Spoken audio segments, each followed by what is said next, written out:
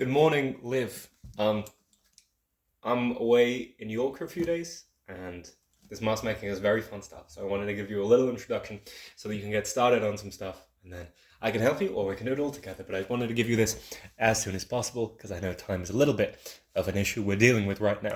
So I've written down all the instructions. I'll put that right there for you. Roasted tomato soup? No, that's not it. We're making a mask. So here's a list of all the ingredients you're going to need. You're going to need cardboard, you're going to need scissors, hot glue, paint, PVA glue. Now, these two are somewhat interchangeable, but you definitely need the PVA glue. If you're going to get one, get the PVA glue. Lou has a hot glue gun, and you can happily use that so long as you buy some sticks for them. And then finally, tape. That is optional as well, but very much helpful. So here's what we're going to do.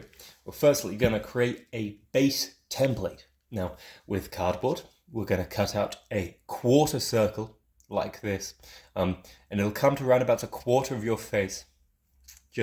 I'm not putting any measurements on this because you sort of need to play around with your own face, and it's fine if you make mistakes. That's what the process is all about. From there, you can cut out, I'm going to bring this closer so you can see this shape right here. And that's going to be our base template. So basically what it is it's that quarter circle. I've cut a little hole right there, and then you've sort of feathered the edges, so they should all come together like that. Yep. Now, once we've done that, leave it the fuck alone. Put this to the side. You need a base template that you refer back to at all times so that your measurements stay the same.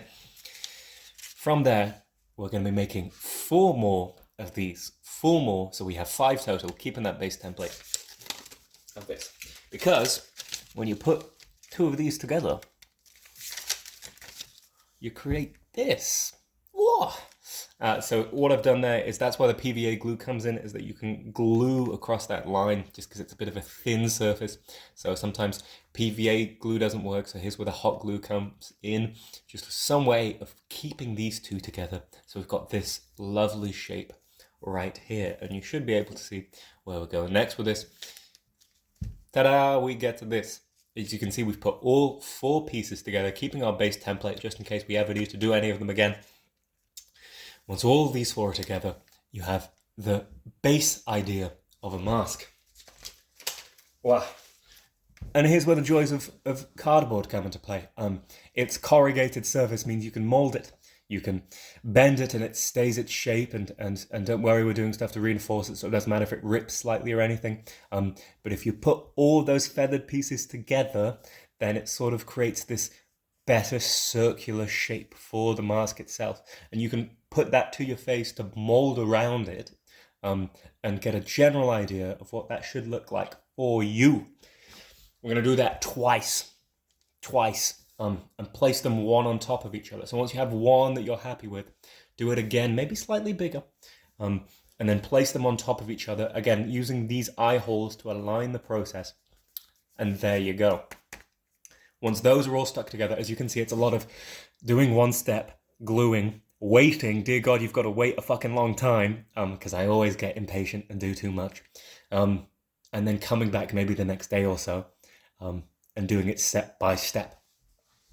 Once we've got 2 layers of this and we're all looking good, then we can start adding the details. So I'm going to put these 2 next to each other so you can see. It's the same process, it's the same base template. I've just added all the extra details on top, which I think come down to around about 4 areas.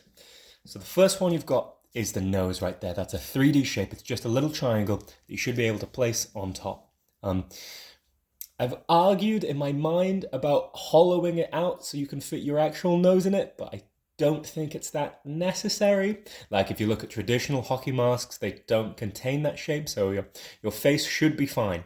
And I think it'd be a lot of extra work for not a lot of result if we try to hollow that out to fit your nose in there. Second piece is this brow piece right here. That's how you get angry. That's how you make the mask look angry. It's just this shape right there. I'll put it in the light. Yep, with little eye holes because it fits over there. And that's how you make it look a little more mean, a little more Dorohedoro. That's 2D as well. That's just a piece of cardboard. You don't need to do that multiple times, just once or twice on top of there, whereas that's a 3D shape right there. Then we've got the cylinders, the steam core gas mask looking things. Cardboard cylinders. Easy enough to make. You can either get multiple circles and stack them on top, or you can try making a 3D net. I'd recommend for the thickness, just making lots of little circles and stacking them on top of each other, letting that dry, and then when you're ready, placing them on the cheekbones there and there. Make sure they're nice and secured. And on the mask, we don't want them too long because that'll affect the weight of the mask. So just a little stubby guys. And finally, as one extra detail I see on that mask, Nikaido's got these little bolts on her head right here. 2D, they don't need to be anything big. Basically, it's the same sort of circles as them, but in a different color. We're not doing color yet, though, don't worry. Just on the forehead, like so. There you go.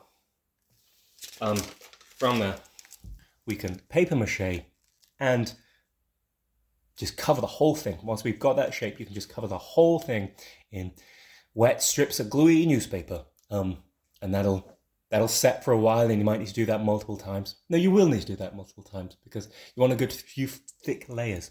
And from there, we can start poking some holes in. And once that's all dried, then we can worry about painting. And that is how I make a mask.